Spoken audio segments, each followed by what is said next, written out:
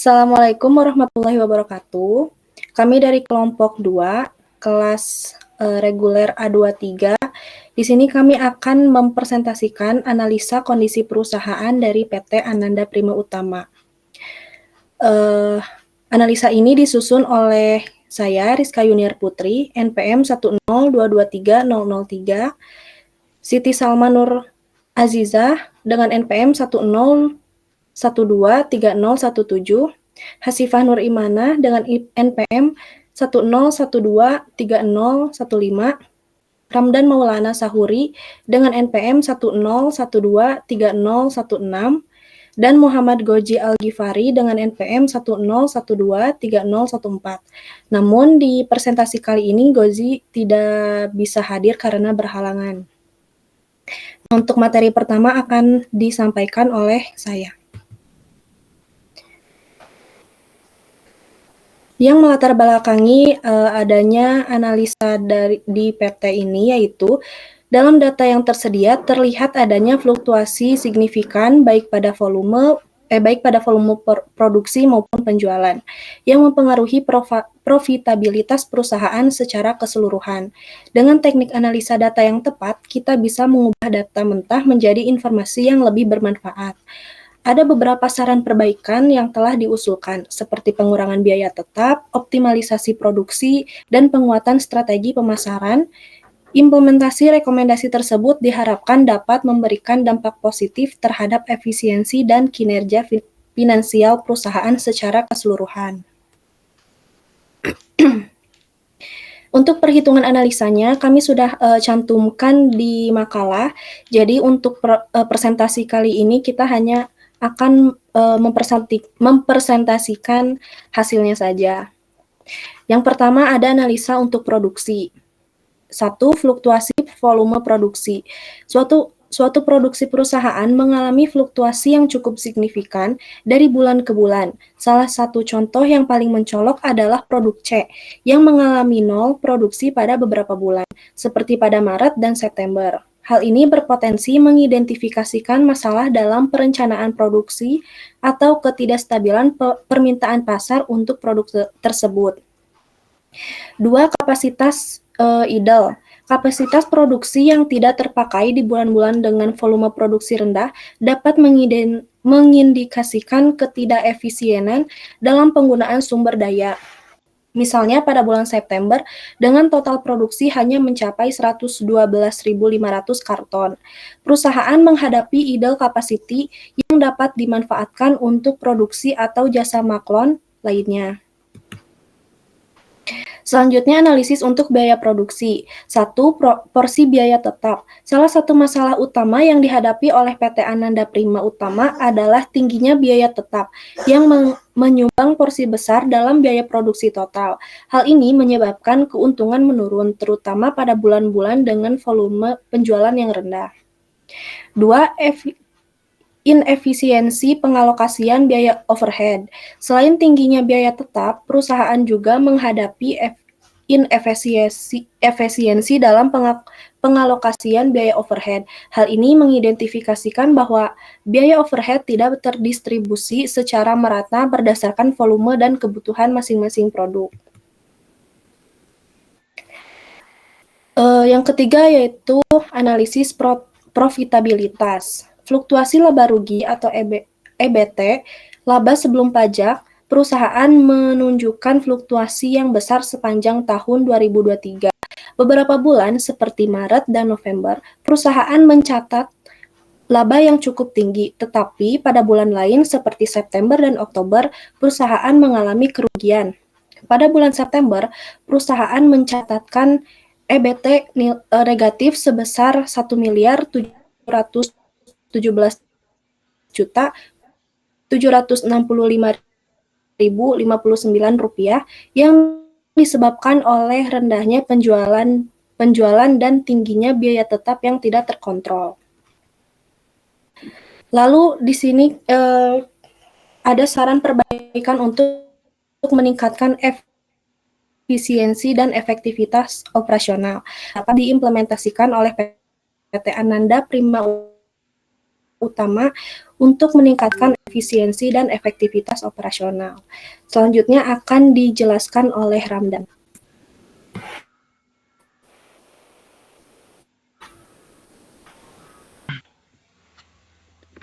Efisiensi biaya. Yang pertama ada pengurangan biaya tetap, dan yang kedua ada optimalisasi biaya tenaga. Yang pertama, pengurangan biaya tetap adalah salah satu langkah pertama yang harus dilakukan, mengurangi biaya tetap dengan mengevaluasi dan merasionalisasi biaya overhead tetap yang tidak memberikan kontribusi langsung ke produksi.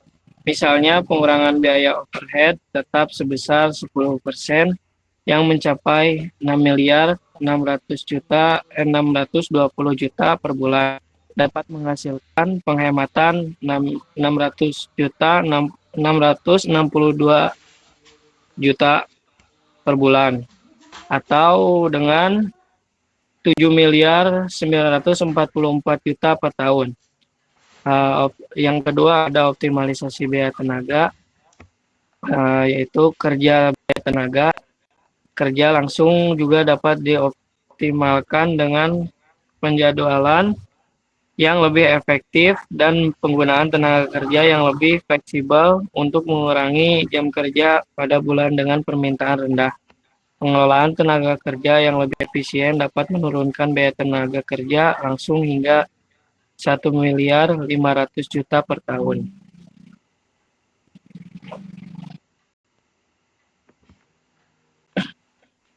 Selanjutnya ada peningkatan produksi. Yang pertama yaitu fokus pada produk dengan permintaan tinggi. Dan yang kedua diversifikasi produksi. Yang pertama, fokus pada produk dengan permintaan tinggi, yaitu perusahaan perlu lebih fokus pada produk A dan produk D. Produk B yang menunjukkan permintaan lebih stabil dengan meningkatkan produksi mereka dan mengurangi fluktuasi yang tidak perlu. Pengalihan kapasitas produksi ke produk dengan permintaan tinggi ini dapat mengurangi kapasitas idle dan peningkatan volume produksi keseluruhan. Yang kedua, diversifikasi produksi, yaitu untuk menghindari fluktuasi produk yang ekstrim. Perusahaan bisa melakukan diversifikasi produk pada bulan-bulan tertentu, misalnya dengan memproduksi lebih banyak produksi saat permintaan meningkat, atau dengan melakukan produk cross-selling yang lebih inovatif untuk meningkatkan keragaman produk.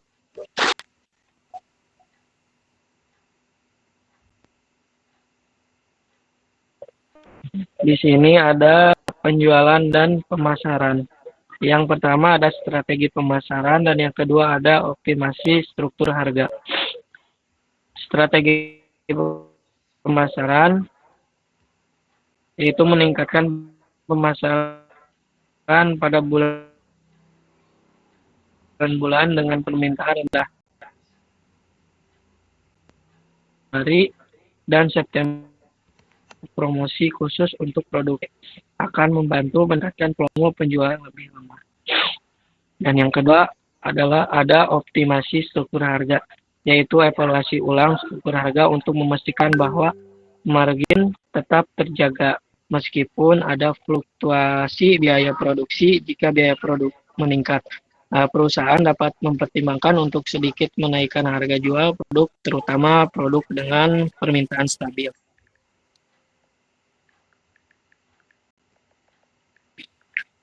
Pemanfaatan idle capacity. Dengan adanya capacity idle yang cukup signifikasi, perusahaan dapat memanfaatkannya untuk menawarkan jasa maklum. Misalnya, jika kapasitas idle mencapai 20%, perusahaan dapat menambah 385.700 kartun per tahun melalui jasa maklum dengan harga 50.000 per karton. Ini dapat menghasilkan pendapatan tambahan hingga 19.285 juta per tahun.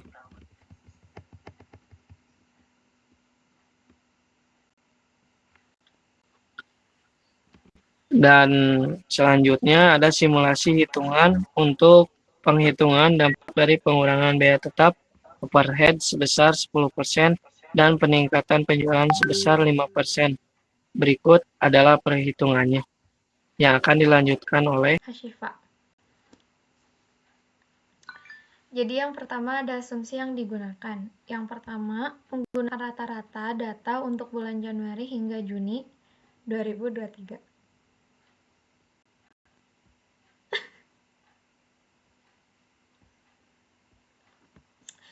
Yang kedua, itu biaya tetap overhead rata-rata sebesar 6.620 juta per bulan. Dan yang ketiga, penjualan rata-rata sebesar 35.300 juta per bulan. Dan untuk gross margin rata-ratanya adalah 22%.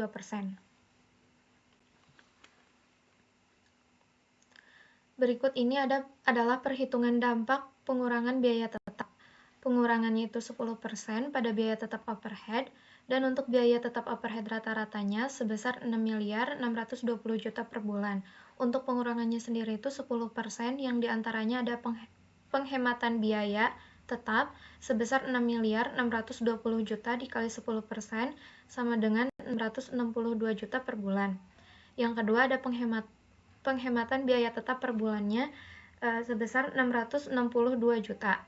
Dan untuk penghematan biaya tetap per tahun itu sebesar 7.944 juta. Next. Ini adalah perhitungan dampak peningkatan pada penjualan. Untuk peningkatan penjualannya itu sebesar 5% dari hasil rata-rata penjualan per bulan. Penjualan rata-rata per bulannya yaitu 35.300 juta. Dan untuk peningkatannya itu 5% yang diantaranya peningkatan penjualannya sebesar 35.300 juta dikali 5% yang hasilnya 1.760 juta per bulan.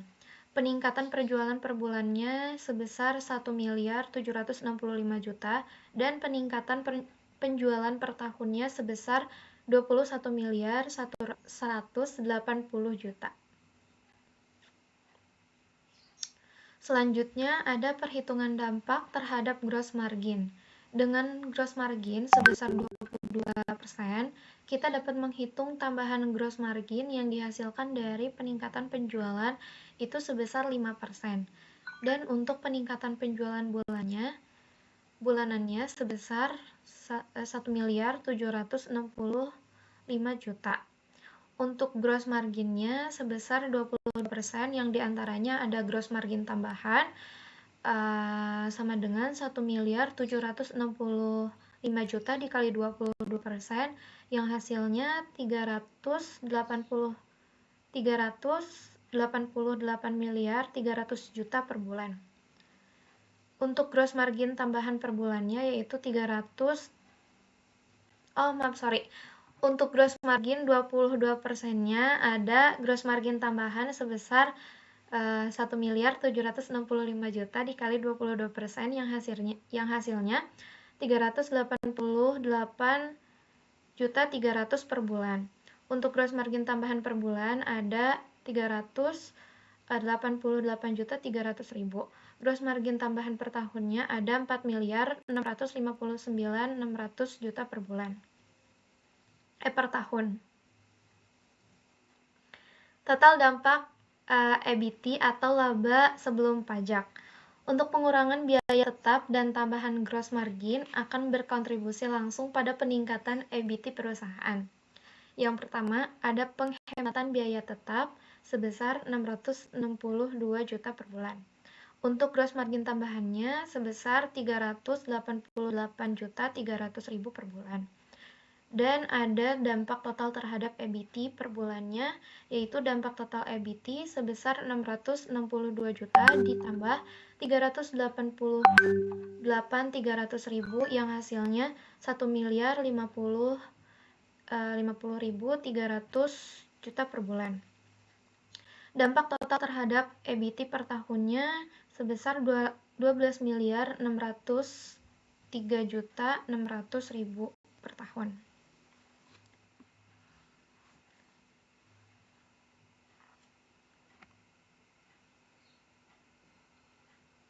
Dan selanjutnya akan disampaikan oleh Salma.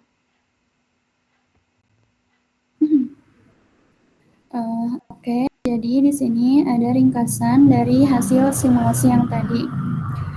Berdasarkan simulasi yang dilakukan, pengurangan biaya tetap sebesar 10% dan peningkatan penjualan sebesar 5% dapat memberikan dampak positif yang signifikan terhadap EBIT perusahaan. Dengan penghematan biaya tetap sebesar 662 juta per bulan dan tambahan gross margin sebesar 388.300.000 per bulan, total dampak terhadap EBIT adalah sebesar 1.050.300.000 per bulan atau sebesar 200.603.600.000 per tahun. Ini menunjukkan bahwa dengan langkah-langkah efisiensi biaya dan peningkatan penjualan yang tepat, perusahaan dapat meningkatkan profitabilitas secara signifikan. Nah, jadi dari yang sudah dipresentasikan sebelumnya, kesimpulan yang dapat kita ambil adalah PT Ananda Prima Utama menghadapi tantangan berupa fluktuasi produksi, biaya tetap yang tinggi, dan juga penjualan yang tidak stabil. Biaya tetap yang rata-rata mencapai sebesar 6.620 juta per bulan, memberikan tekanan besar, terutama pada bulan dengan volume produksi rendah seperti bulan September. Penjualan yang fluktuatif berdampak pada gross margin yang rata-rata hanya mencapai 22% dengan penurunan signifikan pada bulan-bulan tertentu. Simulasi menunjukkan bahwa pengurangan biaya tetap sebesar 10% dan peningkatan penjualan sebesar 5% dapat meningkatkan EBIT perusahaan hingga sebesar 12.603.600.000 per tahun, menunjukkan potensi besar dari implementasi langkah-langkah efisiensi. Nah, saran yang bisa kami berikan untuk perusahaan ini yaitu untuk meningkatkan efisiensi dari profitabilitas, perusahaan disarankan untuk mengurangi biaya tetap dengan rasionalisasi pengeluaran overhead yang tidak esensial dan optimalisasi tenaga kerja. Diversifikasi produk dan pemanfaatan kapasitas idle melalui jasa maklon dapat meningkatkan pendapatan tambahan hingga sebesar 19.285 juta per tahun. Selain itu, perusahaan perlu memperkuat strategi pemasaran untuk produk B dan C melalui promosi dan penyesuaian harga agar volume penjualan meningkat, sekaligus menjaga margin tetap kompetitif di tengah fluktuasi biaya produksi.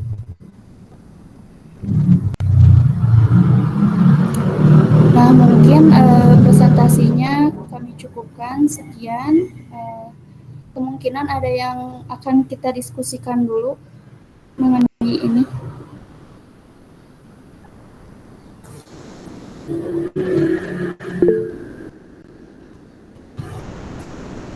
Barangkali ada yang mau menambahkan atau ada yang mau menjawab terkait fluktuasi. Untuk penyebab utama fluktuasi dalam volume produksi dan penjualan di PT Ananda Prima Utama itu apa? Terima kasih. Saya izin menambahkan dari pertanyaan Hasyifa yang tadi, penyebab utama untuk fluktuasi dan volume produksi dan penjualannya, menurut saya penyebab utamanya adalah ketidakstabilan permintaan pasar serta masalah dalam perencanaan produksi, khususnya untuk untuk produk C yang mengalami produksi nol pada beberapa bulan seperti Maret dan Desember, sehingga menyebabkan fluktuasi dan produksi dari penjualan si PT Ananda Prima Utama ini. Menurut saya sih seperti itu.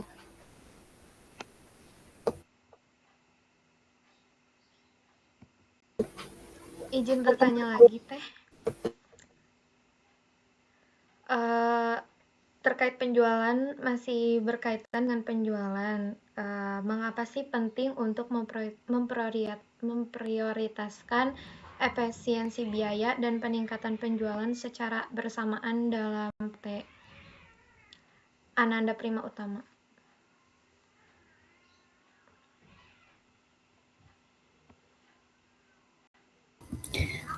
Aku izin jawab ya. Karena kedua langkah ini saling melengkapi, pengurangan biaya tetap meningkatkan efisiensi operasional, sementara peningkatan penjualan memastikan pendapatan perusahaan tetap stabil untuk mendukung biaya operasional.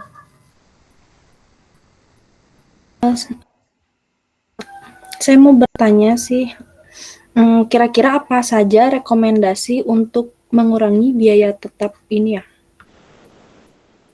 Izin menjawab, untuk rekomendasi pengurangan biaya tetapnya bisa mengevaluasi ulang pengeluaran overhead yang nggak penting dalam perusahaan. Terus pengurangan biaya overhead tetapnya itu kan sebesar 10%. Jadi optimalisasi jadwal kerja tenaga kerja langsung untuk bulan-bulan dengan permintaan yang rendah. Seperti itu. Baik, terima kasih. Apa ada yang perlu didiskusikan lagi dari Salma atau Ramdan? Aku mau nanya. Boleh. Bagaimana strategi pemasaran dapat membantu peningkatan penjualan di bulan-bulan dengan permintaan rendah?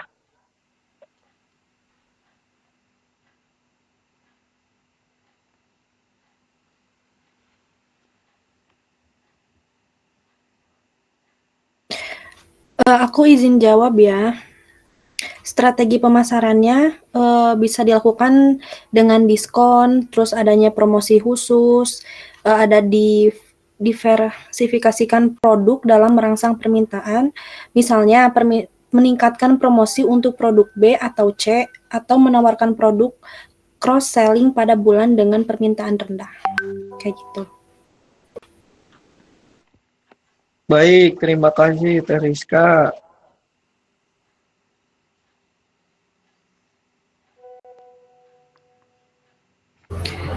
Aku mau bertanya ya. Berdasarkan simulasi yang tadi, bagaimana dampak pengurangan biaya tetap dan peningkatan penjualan terhadap EBIT perusahaan? Menjawab Teh Salma. Untuk dampak pengurangan biaya tetap dan peningkatan penjualan terhadap EBIT ya. Jadi untuk pengurangan biaya tetapnya itu kan sebesar 10% yang tadi dipresentasikan, dan untuk peningkatan penjualannya itu sebesar 5%. Jadi untuk menghasilkan dampak total terhadap EBIT itu sebesar 1.050.300.000 per bulan, atau 12.603.600.000 per tahun. Kalau berdasarkan data. Oke, terima kasih. Sepertinya untuk diskusi kali ini sudah cukup ya, tidak ada lagi yang perlu didiskusikan. Mungkin presentasi dari kami, kelompok 2, cukup sampai di sini. Mohon maaf bila ada kesalahan dalam penyampaian. Terima kasih atas perhatiannya. Wassalamualaikum warahmatullahi wabarakatuh. Waalaikumsalam warahmatullahi wabarakatuh.